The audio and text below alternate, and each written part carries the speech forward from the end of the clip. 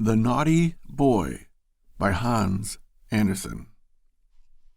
A long time ago, there lived an old poet, a thoroughly kind old poet. As he was sitting one evening in his room, a dreadful storm arose without, and the rain streamed down from heaven.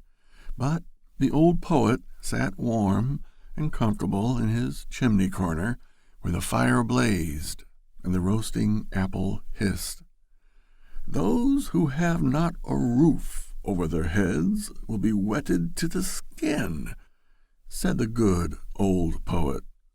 "Oh, let me in, let me in, I am cold and I'm so wet," exclaimed suddenly a child that stood crying at the door and knocking for admittance, while the rain poured down and the wind made all the windows rattle. "Poor thing," said the old poet as he went to open the door. There stood a little boy, quite naked, and the water ran down from his long golden hair.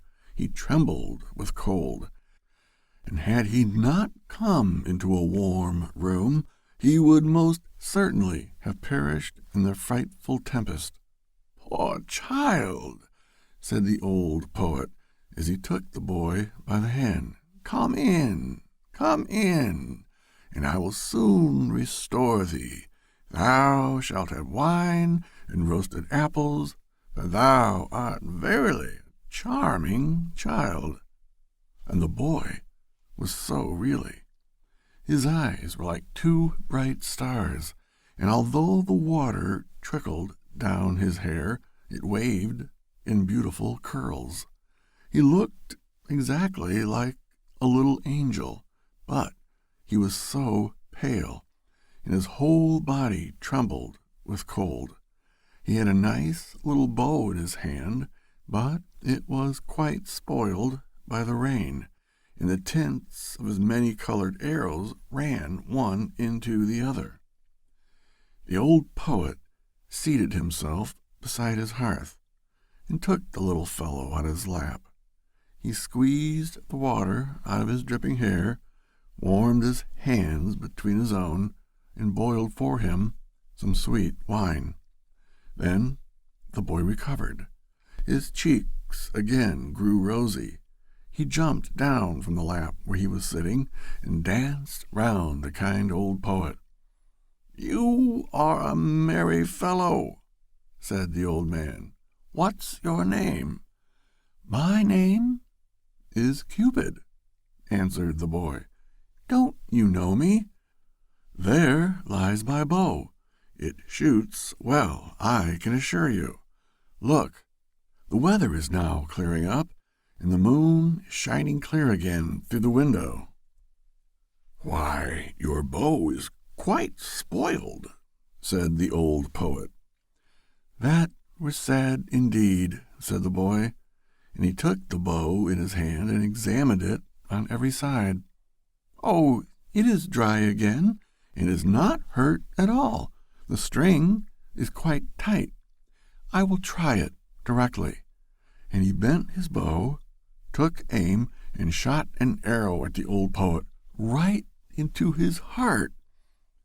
"You see now that my bow was not spoiled," said he, laughing, and away he ran. The naughty boy, to shoot the old poet in that way! He who had taken him into his warm room, who had treated him so kindly, and who had given him warm wine and the very best apples. The poor poet lay on the earth and wept, for the arrow had really flown into his heart. "Fie," said he, "how naughty a boy Cupid is! I will tell all children about him, that they may take care and not play with him, for he will only cause them sorrow and many a heartache." And all good children to whom he related this story took great heed of this naughty Cupid. But he made fools of them still, for he is astonishingly cunning. When the university students come from the lectures, he runs beside them in a black coat and with a book under his arm. It is quite impossible for them to know him, and they walk along with him, arm in arm, as if he too were a student like themselves. And then, unperceived, he thrusts an arrow to their bosom. When the young maidens come from being examined by the clergyman, or go to church to be confirmed, there he is again, close behind them.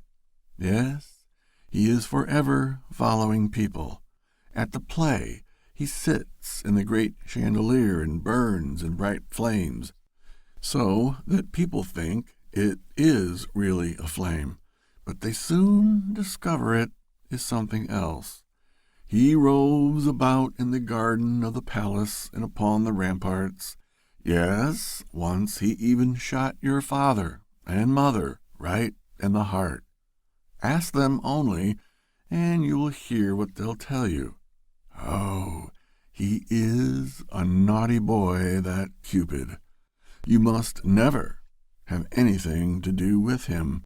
He is forever running after everybody. Only think, he shot an arrow once at your old grandmother. But that is a long time ago, and it is all past now. However, a thing of that sort she never forgets. Fie, naughty Cupid! But now you know him, and you know, too, how ill-behaved he is.